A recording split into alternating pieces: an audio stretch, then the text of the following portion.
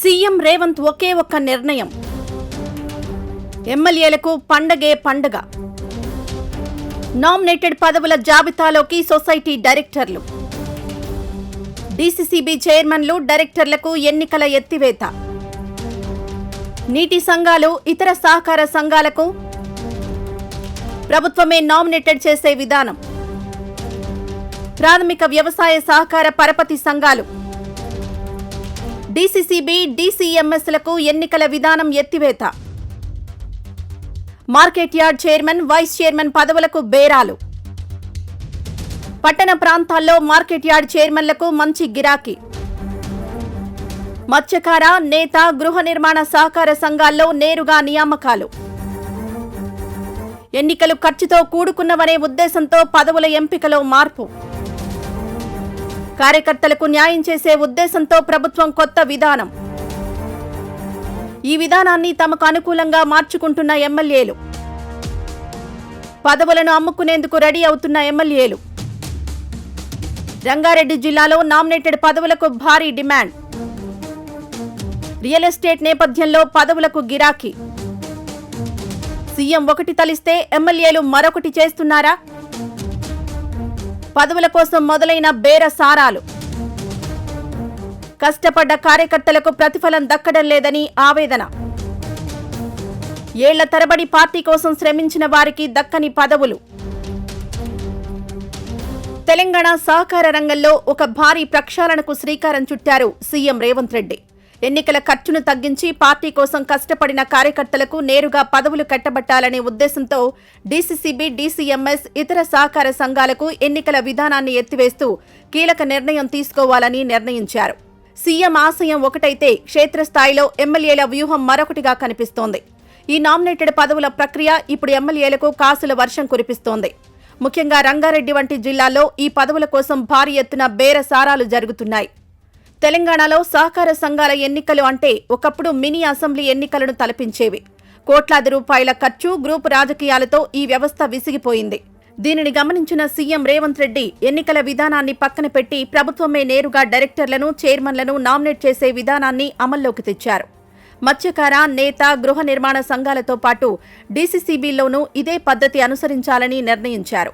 కార్యకర్తలకు తక్కువ ఖర్చుతో పదవులు దక్కాలన్నది సీఎం ఆలోచన.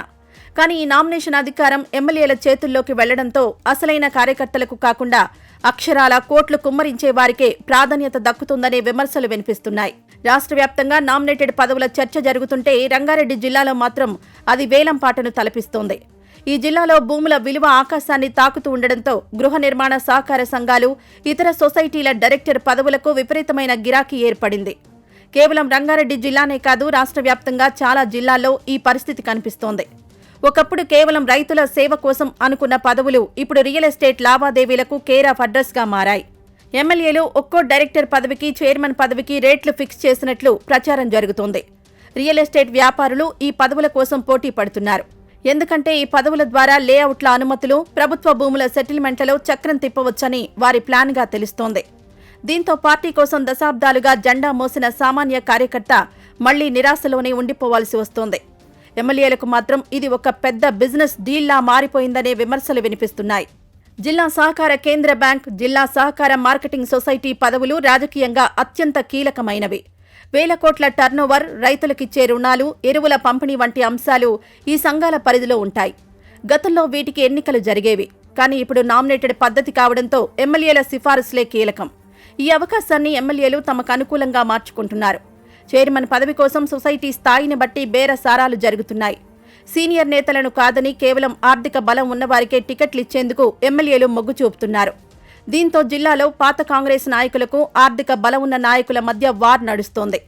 సీఎం నిర్ణయం మంచిదే అయినా అమలు చేసే స్థాయిలో జరుగుతున్న ఈ వసూళ్ల పర్వం పార్టీ ప్రతిష్టను దెబ్బతీస్తోందనే చర్చ జరుగుతోంది. సీఎం నిర్ణయం ప్రకారం కేవలం పెద్ద సొసైటీలే కాకుండా క్షేత్రస్థాయిలో ఉండే నీటి వినియోగదారుల సంఘాలు, మత్స్యకార, నేత సహకార సంఘాలకు కూడా నామినేషన్లే ప్రాతిపదిక.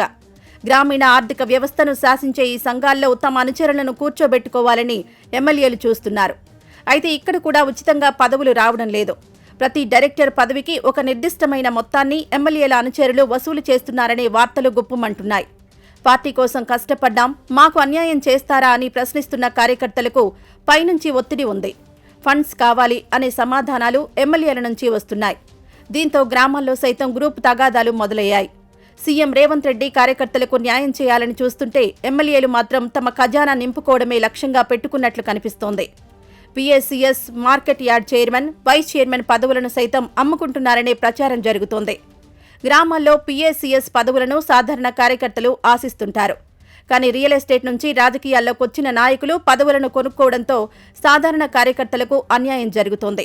నిజానికి ఎన్నికల ఖర్చు తగ్గించడమే ప్రభుత్వ ఉద్దేశం. కానీ నామినేటెడ్ పద్ధతిలో అంతకంటే ఎక్కువ ఖర్చు పెట్టాల్సి వస్తోందని కొందరు ఆశావహులు వాపోతున్నారు.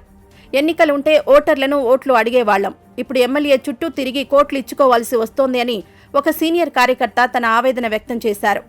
పార్టీ కష్టకాలంలో ఉన్నప్పుడు అండగా నిలిచిన వారికి ప్రాధాన్యత దక్కడం లేదని, కేవలం ఎన్నికల సమయంలో పార్టీలోకొచ్చిన ధనవంతులే ఈ పదవులను ఎగరేసుకుపోతున్నారని క్షేత్రస్థాయి నివేదికలు చెబుతున్నాయి. ఈ విధానం వల్ల అసమ్మతి పెరిగి రాబోయే ఎన్నికల్లో పార్టీకి నష్టం కలిగే అవకాశం ఉంది. ఎమ్మెల్యేలు తమ సొంత లాభం చూసుకుంటూ పార్టీ పునాదులను బలహీనపరుస్తున్నారనే విమర్శలు వినిపిస్తున్నాయి.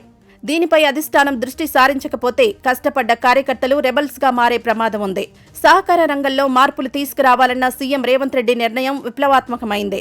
కానీ దాని అమలు తీరు ఇప్పుడు ప్రశ్నార్థకంగా మారింది. ఎమ్మెల్యేలు ఈ నిర్ణయాన్ని ఒక ఆదాయ వనరుగా మార్చుకోవడం వల్ల నిజమైన సామాన్య కార్యకర్తకు అధికారం అందని ద్రాక్షగానే మిగిలిపోతోంది. రంగారెడ్డి జిల్లా వంటి ప్రాంతాల్లో సాగుతున్న ఈ పదవుల వేలంపాట ప్రజాస్వామ్య విలువలకే గొడ్డలిపెట్టిగా మారింది. ఇప్పటికైనా ప్రభుత్వం నామినేషన్ల ప్రక్రియలో పారదర్శకత తీసుకురావాలి. కేవలం ఎమ్మెల్యేల సిఫారసులకే పరిమితం కాకుండా కార్యకర్తల ట్రాక్ రికార్డును కూడా పరిగణలోకి తీసుకుంటే నిజమైన కార్యకర్తకు న్యాయం జరుగుతుంది.